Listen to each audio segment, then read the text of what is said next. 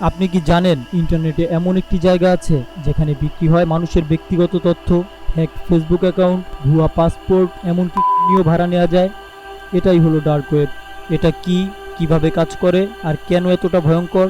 আপনি এখন যে ইন্টারনেট ব্যবহার করছেন, যেমন গুগল, ইউটিউব, ফেসবুক, এটাকে বলা হয় সারফেস ওয়েব, কিন্তু এইটা পুরো ইন্টারনেটের মাত্র 10%। বাকি 90% ইন্টারনেট চোখের আড়ালে।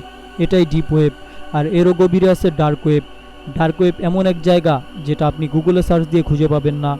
অ্যাক্সেস করতে হয় টোর ব্রাউজার নামের এক বিশেষ ব্রাউজার দিয়ে।